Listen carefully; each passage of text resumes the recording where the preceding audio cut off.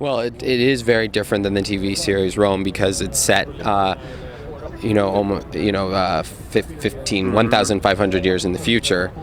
So it's even before. Even more Yeah. before. But you know, Rome, Assassin's Creed Brotherhood is set in the Renaissance. So you're going to find that Rome is very different than the city is today because there's not any of the Baroque architecture that developed after that. But at the same time, you're going to see many of the familiar landmarks but in different states. For example, the Colosseum is in a greater state of disrepair because nowadays we reconstituted some of it, but at that time it was much more in ruin.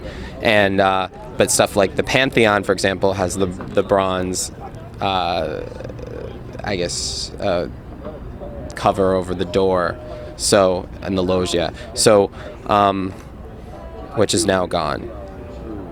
So you're going to find a city that is both familiar and unfamiliar, and I mean it will resonate with the people who played Assassin's Creed 2 because they're going to see a city that's like Florence and Venice in the sense of similar in culture, but at the same time, Rome was pre-Renaissance at the beginning of the game. So the players are going to get to participate in kind of the evolution of the city into a Renaissance city.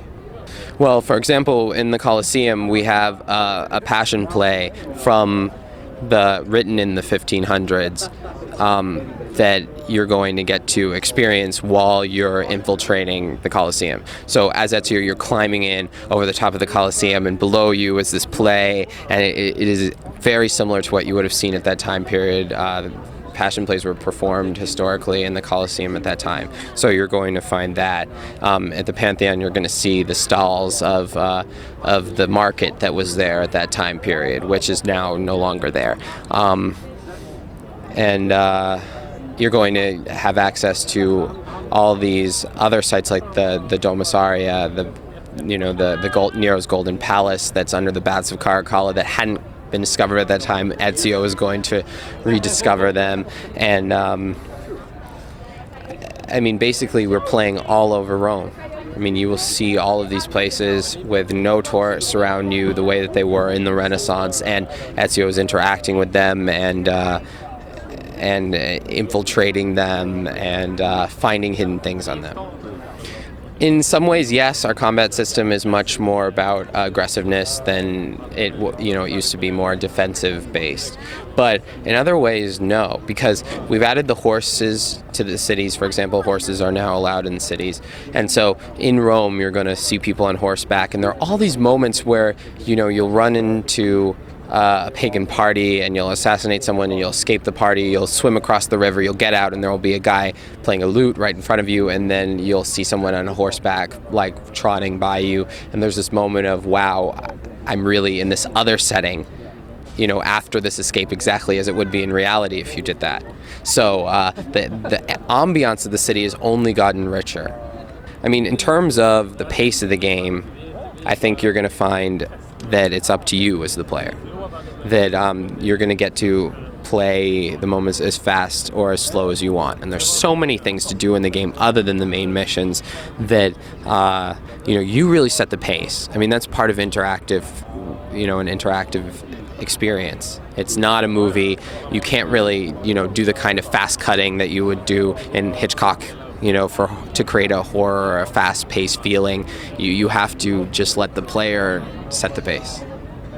Well, in terms of a scene, I really like, there's a scene at the end between the entire Borgia family that I find very intense and very dramatic, that I'm very pleased with.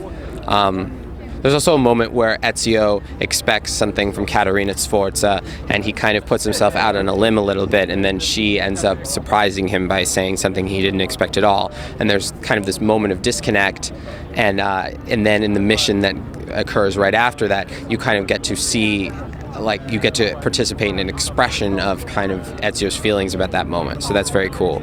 And then in terms of gameplay that I really like, I mean, I love the puzzles from AC2, the glyph puzzles, and you'll see in Brotherhood there's something new that we've created that you're really, I think, going to be surprised by, that I'm very pleased with. I think when I created it, I felt like it was going to be the most controversial part of the game, and I think that's still true, so I'm excited to see people's reactions.